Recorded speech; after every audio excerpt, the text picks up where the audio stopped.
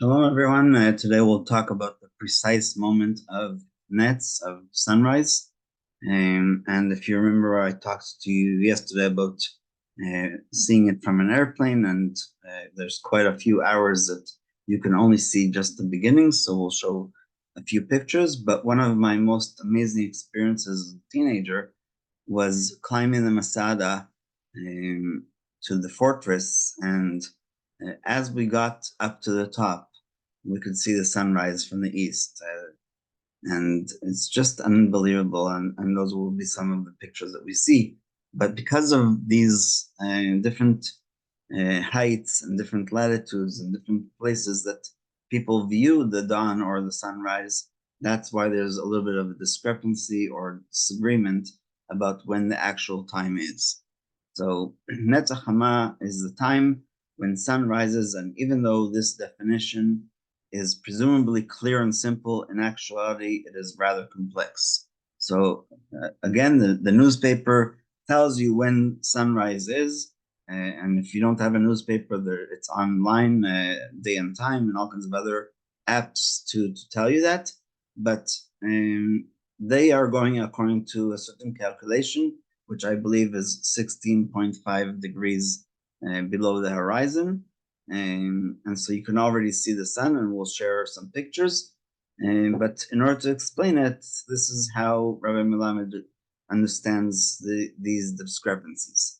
First, the duration of the sun's ascent, which begins from the second we can see the first edge of the sun until it can be seen entirely, lasts approximately 2.5 minutes. Again, it depends where you are in the world, but that's correct for the northern sphere.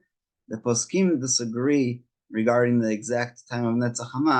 According to most halachic authorities, the time of NETZ is precisely when the first part of the sun is visible, and at that moment it is necessary to begin the Amida of Vatikin, according to this amazing custom that we do only once a month now, but there are people in Israel and other places that do it every single day.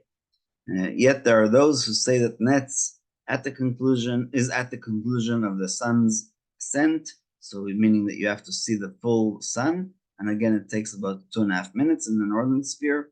Additionally, there are those who say that NETZ lasts the whole 2.5 minutes that the sun is rising.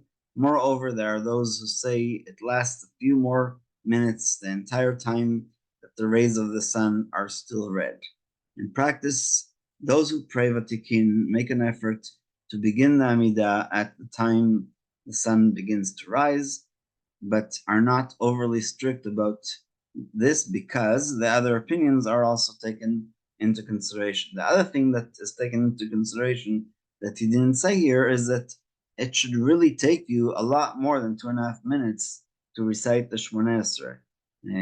We used to joke when we had only 7 minutes in the army for breakfast, and they gave us only 30 minutes for the morning service, according to the actual laws of the Israeli IDF.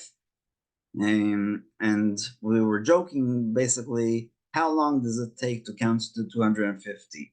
Instead of actually talking about the length of time that is necessary for concentration in prayer. Mishnah Berurah mentions in a very different context that if somebody took off his talis and tefillin in order to go to the bathroom for number 2, then that if he remained in there the length of time that it takes for Psukei de Zimra. Psukei de Zimra are the Psalms that we read in the morning in preparation for the Shema. They end with the song at the sea.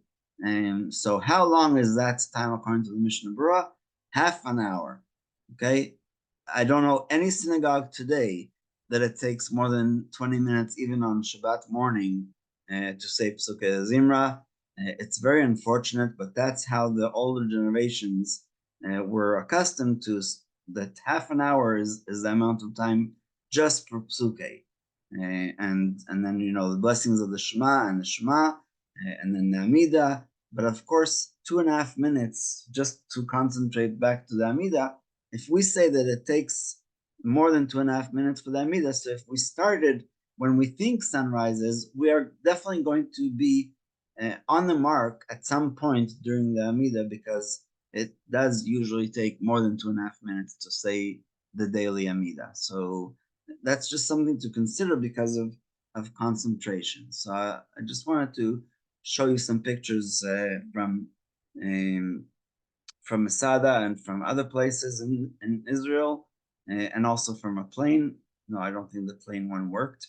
So technically, we could say that this is sunrise because we can already see the sun rays.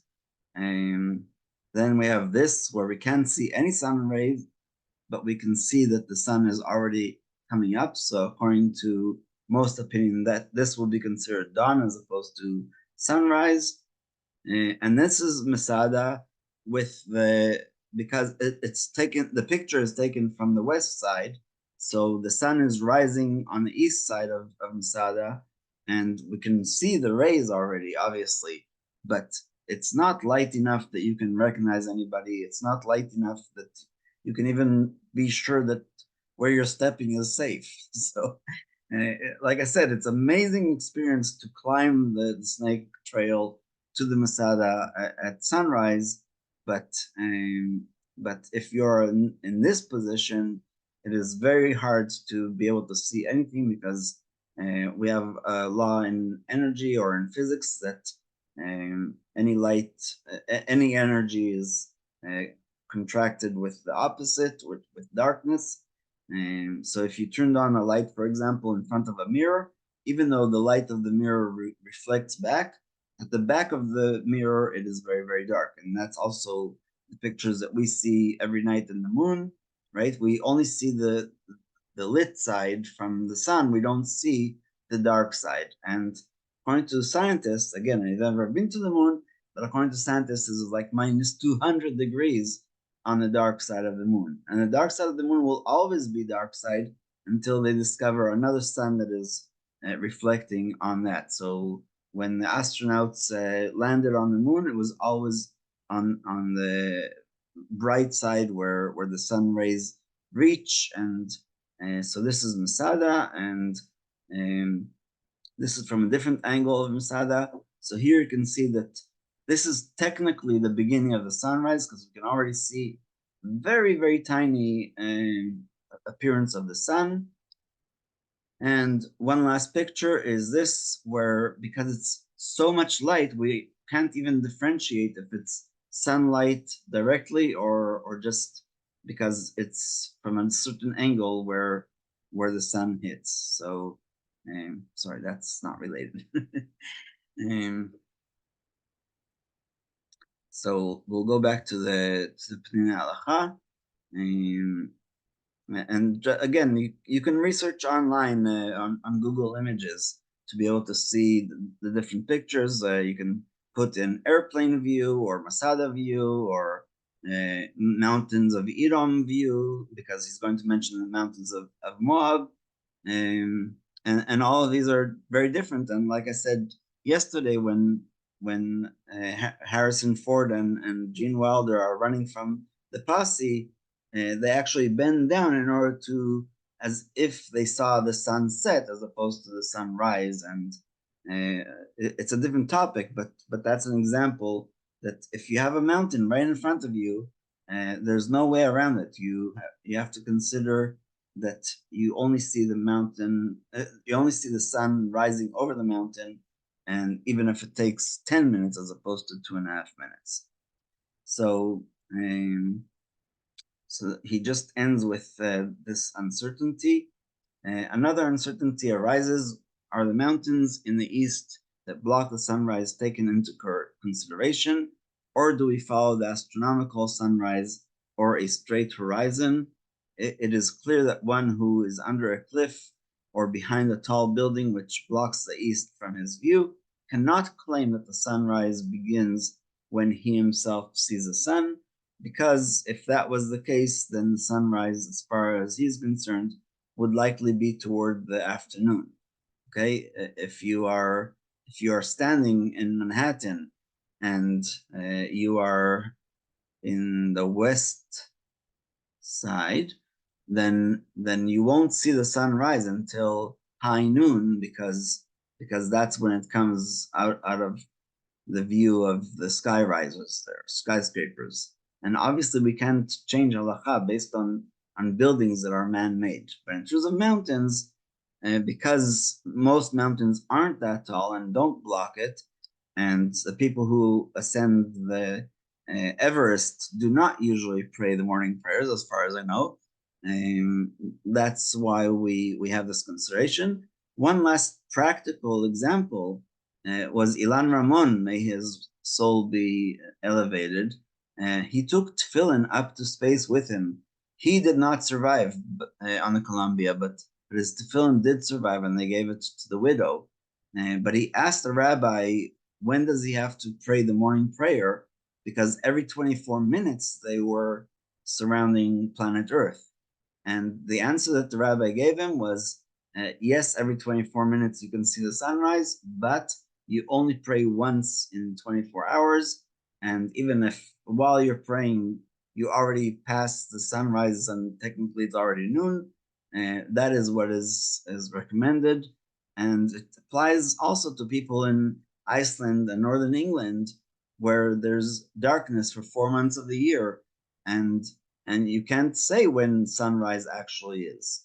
So the law, according to our understanding, based on Rabbi Yehuda Halevi and the Kuzari, is that you pray according to the closest Jewish community that does have sunrise. So if you are in northern Scotland or in Iceland, you pray according to the community in London or Manchester. I'm not sure which one is closer. And that's the law, because of this idea that the sun will always be hidden. And when the Talmud was written, nobody lived in these places where they couldn't see the sun for 4 months of the year. So I think that's what's important to realize. So so he's just going to give one example from the city of Jerusalem. Question is, what is the law, for example, in Jerusalem's old city, where the Mount of Olives blocks the eastern horizon and consequently the sun becomes visible only a few minutes later? Even for those who stand on the Mount of Olives, the mountains of Moab rising over the Jordan Valley block the beginning of sunrise. Some say that the time of NETZ, Hachama, right, sunrise, is only when one can actually see the sun, meaning after it is visible above the Mount of Olives. Others say that we should not take into account a nearby mountain, like the example of the Mount of Olives, since it is possible to walk to it by foot, but rather that is unnecessary, necessary to include the distant mountains of Moab. The difference between the two opinions is amounts to a few minutes. There are those who say that we should not consider the mountains of the east at all. Rather, we calculate the sunrise according to a straight horizon based on the time that it will be possible to see the sunrise if there were no mountains. And so just to conclude this class, I'm sorry it took a little bit longer than the usual.